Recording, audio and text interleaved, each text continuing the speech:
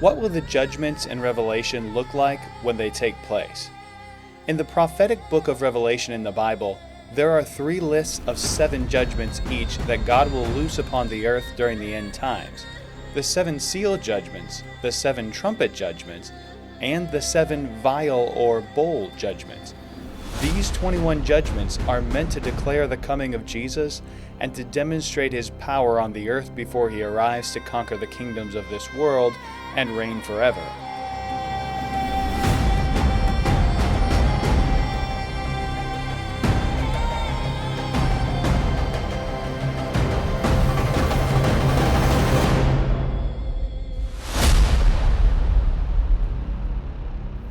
Now, there are 2 basic views about the order in which these judgments will occur.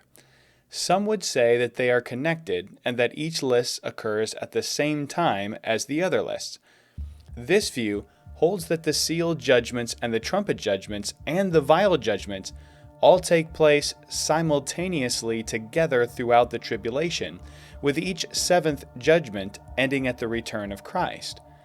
For instance, they might point out that seal number 6 and trumpet number 4 both speak of the sun being darkened, and would claim that this proves that these judgments are taking place at the same time. But then there are others who would say that the judgments take place in the successive order that they are found in the book of Revelation, meaning that the seal judgments all take place before the trumpet judgments, and the trumpet judgments all finish before the vial judgments begin. So either they take place simultaneously, at the same time as one another, or they take place successively, one set of judgments after the other. In this video, I'll explain why I think the evidence points towards the successive view, and then I'll walk you through exactly what I think the tribulation will look like based on the successive view of these 21 judgments. First, let's compare these 2 views. We'll start by asking this question: which of these 2 views, successive or simultaneous, seems the most likely based on the way that they are laid out in the text of Revelation?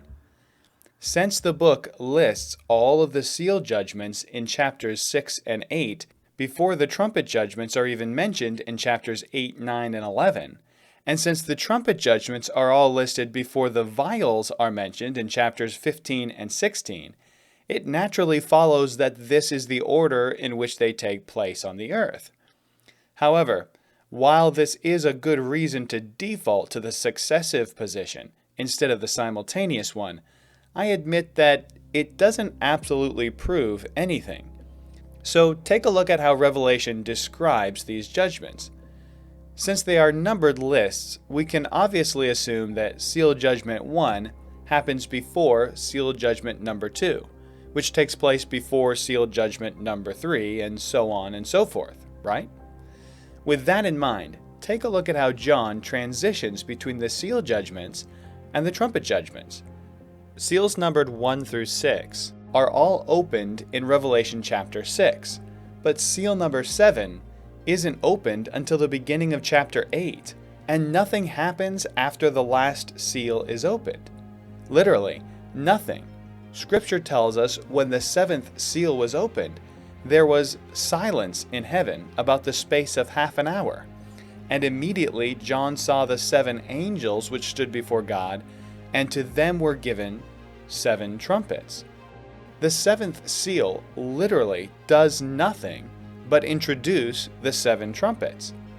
If the 7th seal comes after the 6th seal, and it introduces the 7 trumpets, then the 7 trumpets have to come after the 7 seals. This makes it quite difficult to imagine that these judgments could be anything but successive. If the last of the 7 seal judgments kicks off the first of the 7 trumpet judgments, then obviously the seals take place before the trumpets, and it would then follow that the vials take place after the trumpets are completed, especially since the vials are specifically called the last judgments. How could they be the last judgments if they didn't take place after all of the other judgments? And if this successive order of these judgments was not the interpretation that we are meant to gather from this text, then why did God choose to put the seventh seal in chapter 8 connected to the beginning of the seven trumpets?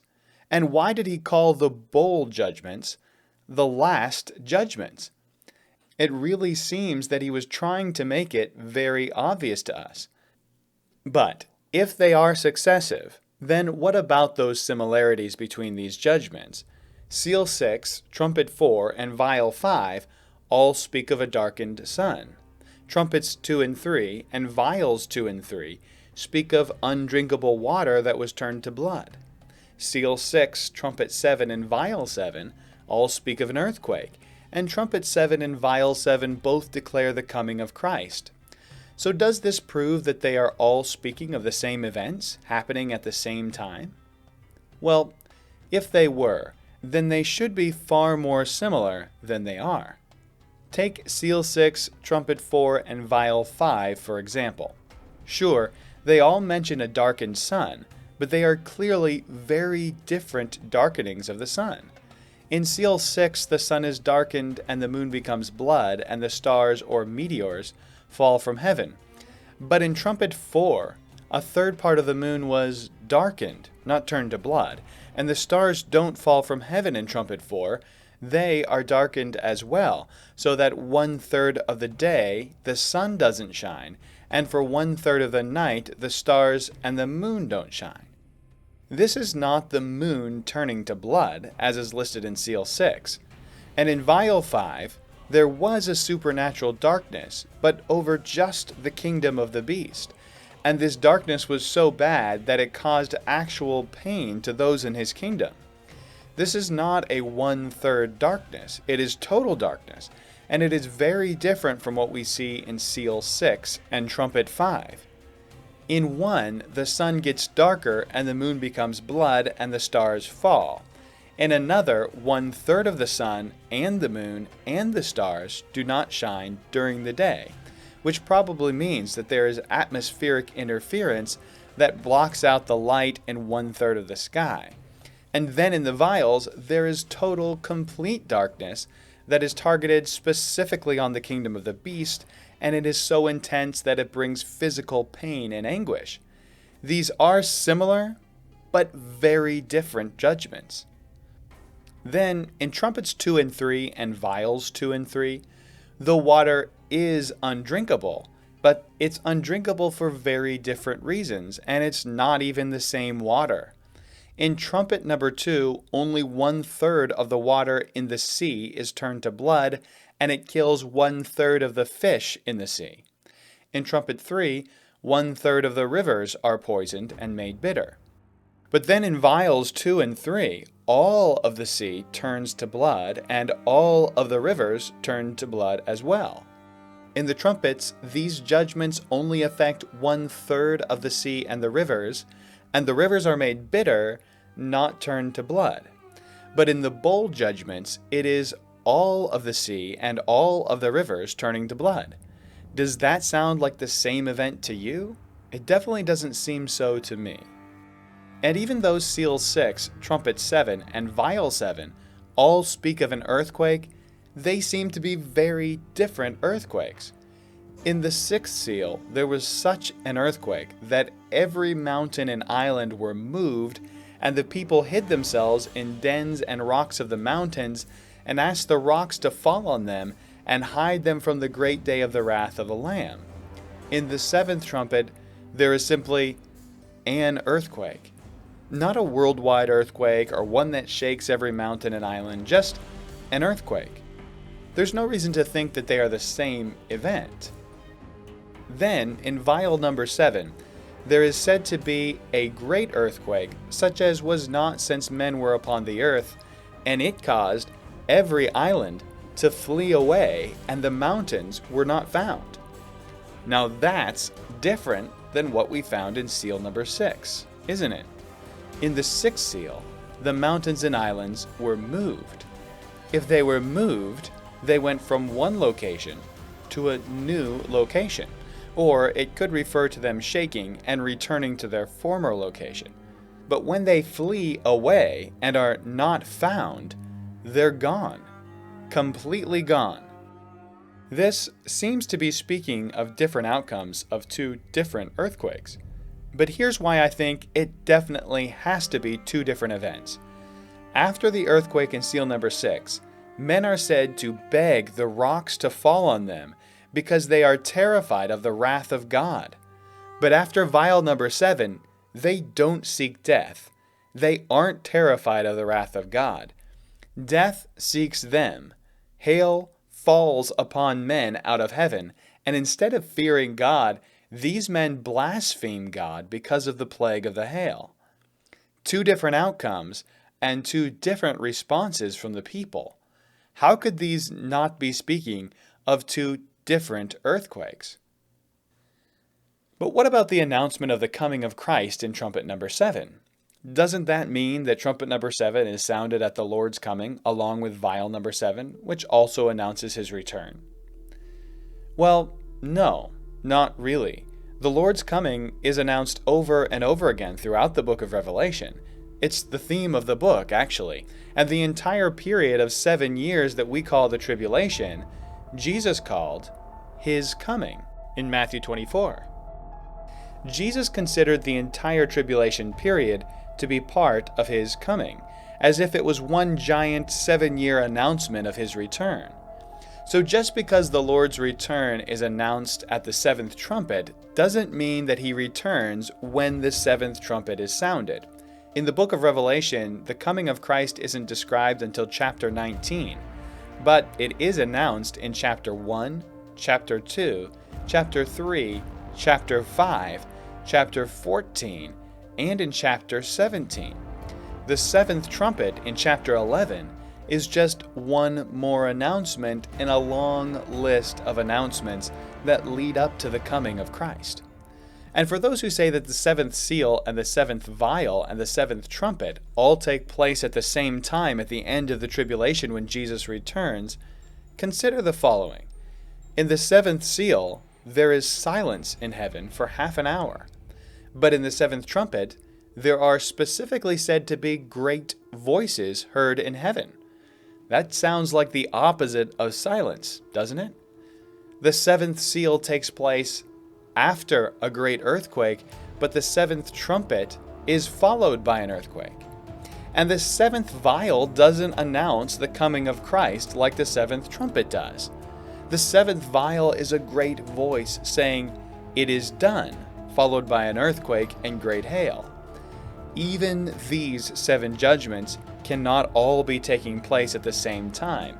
You can't have silence in heaven at the same time as noise in heaven. And besides all of that, the 7 vial judgments, called the last judgments, have an entirely different focus than the other 14 judgments. The other judgments are on all men who live on the earth, with an exception for those who are sealed with the mark of God. But the vial judgments are specifically targeted at those who take the mark of the beast. Remember, the mark of the beast only comes into existence halfway through the tribulation, according to Revelation 13. So it follows that the judgments on those who have the mark have to take place after the halfway point. Before the halfway point, believers are specifically left out of trumpet number 5 because God has sealed them. But after the halfway point, they are automatically left out because most of the judgments are only poured on those who take the mark of the beast. This makes perfect sense, and it fits wonderfully, but it doesn't work in a view that has the trumpet judgments taking place alongside of the vial judgments. It only fits if the trumpet judgments are concluded before the halfway point of the tribulation, and the vial judgments all take place after the halfway point. So that's why I'm convinced that these judgments are successive. Here's how I think they will play out based on what seems to be rather obvious from the text of Revelation. The 7-year period will begin when seal number 1 is opened and the Antichrist comes to make a covenant with many people. Check out my videos on the 4 horsemen of the apocalypse and on the Antichrist. if you're wondering why I think the first seal is the coming of this man of sin. Then, immediately following this treaty, seal number 2 will be opened, and peace will be taken from the earth, probably as the Antichrist makes war with those who refuse to join his treaty. This results in the judgment sent in seal number 3, a scarcity of food, most likely brought about by the world war that is raging. The deaths from this war and the famine are compounded when seal number 4 is then opened, issuing disease and wild beast attacks that will, along with the war and famine, kill 1/4 of all the people alive on the earth. These are the first 4 seal judgments, the 4 horsemen of the apocalypse. Then, having solidified his power, the Antichrist will proceed to persecute believers who recognize who he is, and many of them will be martyred for their faith. This is seal number 5, where John sees a multitude of martyrs in heaven waiting for Christ to avenge their deaths by conquering the Antichrist. But it isn't time for the Lord to return yet. In response, the Lamb opens the 6th seal, and there is a great earthquake that shakes and moves every mountain and island on the earth. The people on the earth recognize that this earthquake is God's response to the Antichrist killing his saints, for they respond saying, "The great day of his wrath is come." Apparently, they see that the Antichrist's actions have angered God, and they attribute the earthquake to God's power and anger, probably because it is accompanied by meteors falling to the earth, a blood-red moon, and a temporarily darkened sun. Then there is a brief pause in the narrative of Revelation, as God issues a decree to seal all of his saints on earth with a specific mark in their forehead. They will be protected from judgments in the future by reason of this seal. I wonder if this seal is visible to the other people around on the earth, and I wonder what they think about it. Do they recognize that God is sealing his people? Then the 7th seal is opened, and there is silence in heaven while the next 7 judgments are prepared. My guess is these first seal judgments probably take place within the first 1 to 2 years of the 7-year period. Then the trumpets begin to sound, and things start getting really bad. The first trumpet brings hail and fire mixed with blood from heaven. This burns 1/3 of all trees and all grass on the earth. So it's probably a storm that exists over one massive third of the earth. But it is not necessarily worldwide, and it probably leaves a barren wasteland in its wake. Then, trumpet number 2 is sounded, and a burning mountain, which probably speaks of a meteor, crashes into a sea, and 1/3 of that sea is turned into blood. The fish in that 1/3 of the sea are all killed, and the ships that sail in that 1/3 of the sea are all destroyed. Now this sea could be referring to all of the oceans of the world, but more likely it just refers to one particular body of water, like the Mediterranean Sea that borders Israel. Either way, its effects are massive and will likely result in more food scarcity and poverty. Then, trumpet number 3 sounds, and 1/3 of all rivers on the earth are poisoned, and people begin to die from drinking the bitter water. With all of this food scarcity, and now water scarcity taking place, trumpet number 4 sounds, and 1/3 of the day becomes dark and without the sun, as well as 1/3 of the night without the stars and moon. This suggests to me that there might be some massive smoke cloud in the atmosphere that blocks a 1/3 portion of the light of the sun and stars. Maybe this debris is in the atmosphere as a direct result of the meteor crash, or perhaps it's nuclear fallout from the war, or maybe it's something completely unrelated that God sends in a supernatural way. I tend to lean toward debris from the meteor crash. Either way, It is in this apocalyptic setting that trumpet number 5 is sounded, and a swarm of locust-like demons from the bottomless pit are released on earth to terrorize men. These demons, however painful their stings, are not permitted to kill men, only to cause them excruciating suffering. They are not allowed, however, to touch any man with the seal of God in their foreheads. They are led by an angel from the bottomless pit who is obviously a fallen angel, a demon named Apollyon. Maybe these are the angels that Jude described as being held in chains in hell. But Jude may also have been talking about the angels of trumpet number 6. When trumpet number 6 is sounded, 4 angels are loosed from the river Euphrates to go throughout the earth and slay 1/3 of the people who are still alive. An army of horsemen are commanded by these angels, with horses having heads like lions that breathe fire from their mouth. I think these angels kept in chains in the Euphrates must be fallen angels like Apollyon, and their army is probably another demonic army. Maybe, since they are demonic, they will be invisible to the people on the earth.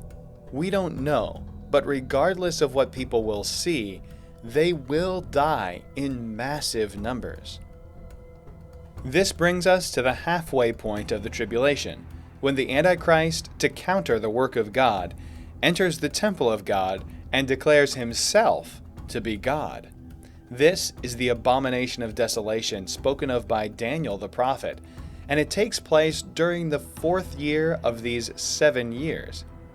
After he declares that he is God, the 2 witnesses in Jerusalem, who have been ministering and winning souls to faith in God for the past 3.5 years, speak out condemning the Antichrist abomination. In response, he makes war with them and kills them, but 3.5 days later, they rise from the dead and ascend into heaven. This makes the Antichrist look quite bad. When he fights the saints, God sends massive judgments, and the people of the earth recognize that God is full of wrath. And when the Antichrist declares himself to be God and kills those who oppose him, his enemies rise from the dead and ascend into heaven. Any thinking person can easily see that he is not the deity he claims to be. So the Antichrist makes war with believers, and a false prophet arises performing demonic miracles to convince men that the Antichrist truly is God. This false prophet forces all men to take the mark of the beast to prove that they worship the Antichrist, or else they will be excluded from the world economy. Now, since there is probably precious little food and water to be found, exclusion from the economy of the Antichrist is very much like a death sentence at this time. So most people will probably accept this mark and worship the Antichrist with no question. But once they do, they can never be saved. They've completely rejected Christ and worshiped the Antichrist.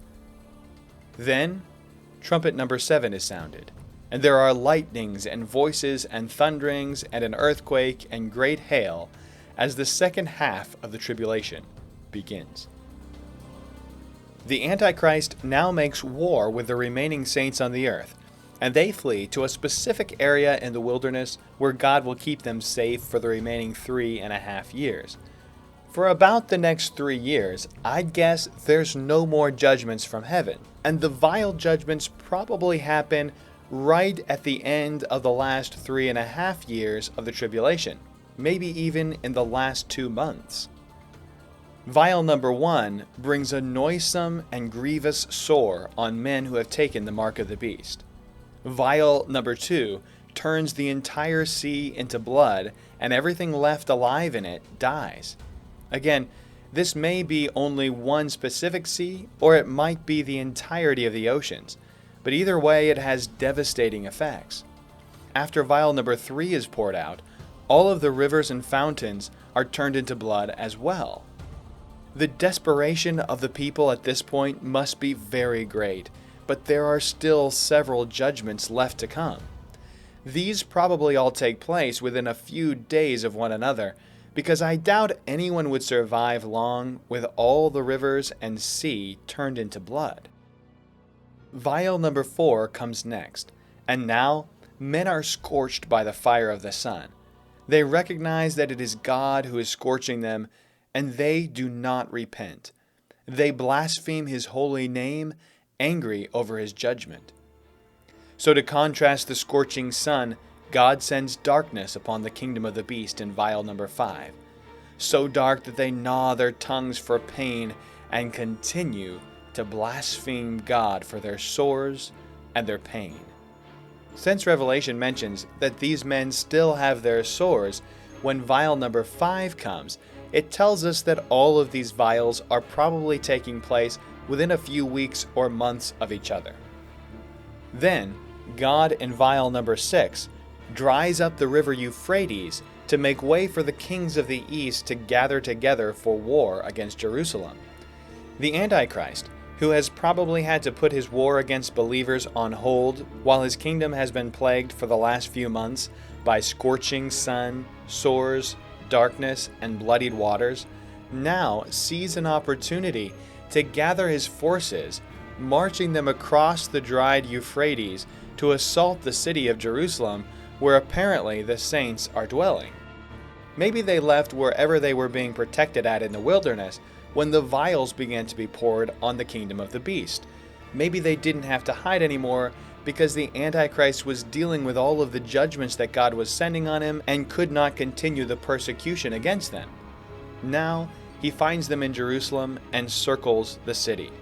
But as the Antichrist gathers his army for the massive battle of Armageddon, God sends one final judgment, saying, "It is done." This is the 7th vial judgment, which results in a massive earthquake that levels every mountain and causes every island to disappear.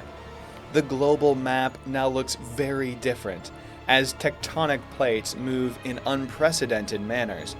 But the Antichrist is undaunted. He besieges the holy city and makes war with the saints in Jerusalem.